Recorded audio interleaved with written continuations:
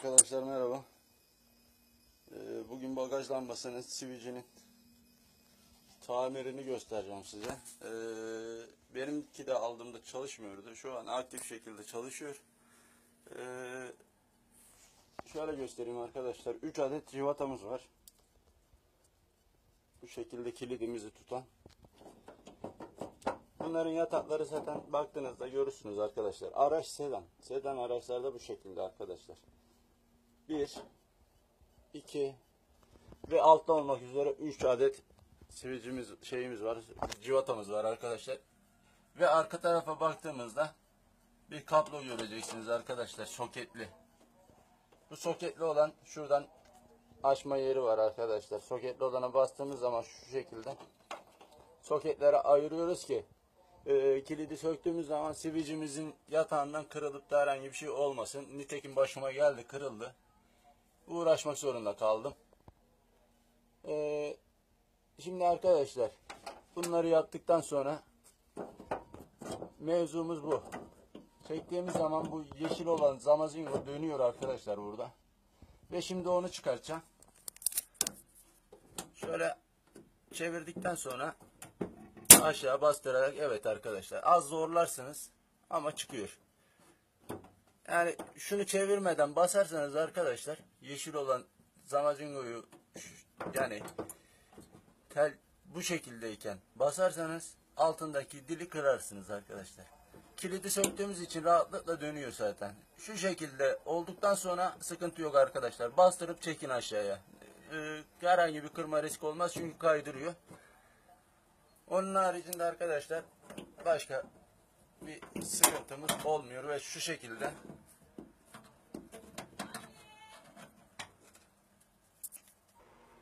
evet arkadaşlar, bu işlemleri yaptıktan sonra kilidimizi şu şekilde bir yere takılmadan çıkartıp alıyoruz. Evet arkadaşlar, sivicimiz bu. Ben daha önceden bu kırılmıştı. Yapıştırdım ben bunu buraya. İran yapıştırıcısı diye bir yapıştırıcımız var. Onu kullanıyorum. Bunları yapıştırmakta. Gayet sağlam ve sağlıklı oldu. Burada asıl önemli olan mevzu arkadaşlar. Şimdi kilidimiz kapalı vaziyetteyken iç kısımda görüyorsunuz arkadaşlar. Şurada bir pin var. Switch'ten gelen bir pin var, basmalı. Şöyle koyayım ben şuraya. Hem çekip de hem şey de yapmak sıkıntılı oluyor.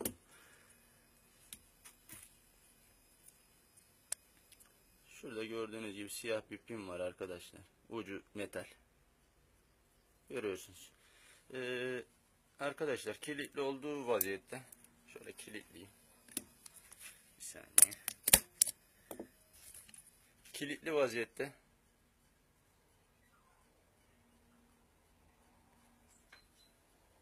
şöyle switch'e basıyor arkadaşlar kilidin mandalı. Görüyorsunuz. Bu switch'e basmadığı takdirde zaten yanma işlemi gerçekleşmiyor. Belki sürekli açık kalıyor arkadaşlar. Yani switch çalışmıyorsa, arızalıysa zaten çalışmaz. Dediğim gibi bunu yapmanız gerekiyor arkadaşlar. Switch'te basması gerekiyor. Bu basmadığı için sürekli yanmasın diye soketi çıkartmış olabilirler. Bunun gibi arkadaşlar, yani şuradaki metali ben hafiften eğerek, switch'in çünkü dişleri yenmiş şekildeydi. Ben şu metali hafiften pense yardımıyla, kerpeten yardımıyla büktüm. Switch'imi de yerine yapıştırdım. Ayar istiyor tabii ki de, alttaki bu switch'in şeyine dönen yere denk getirmemiz gerekiyor. Basması gerekiyor ona. Kaldırdığımız zaman, yani kilidi açtığımız zaman, şöyle açayım arkadaşlar.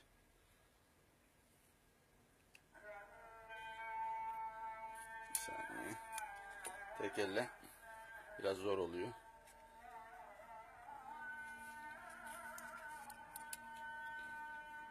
Evet. Böyle açtığımız zaman arkadaşlar switch'i kurtarması gerekiyor. Açıp kapatırken bu sivice basması gerekiyor arkadaşlar. Tek sıkıntımız bizim bu.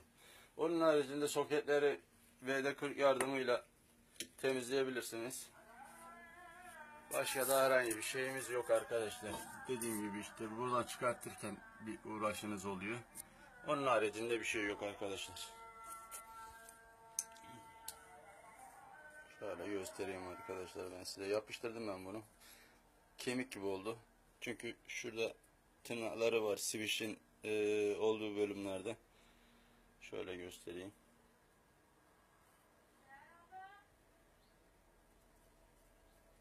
Evet, oralarda tırnakları var arkadaşlar. Onlar da kırılmıştı benim. Mecburen yapıştırma zorunda kaldım.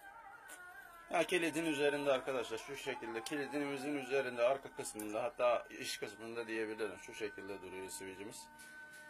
Bu switch bozulduysa veyahut ki dediğim gibi kablosu falan takılı değilse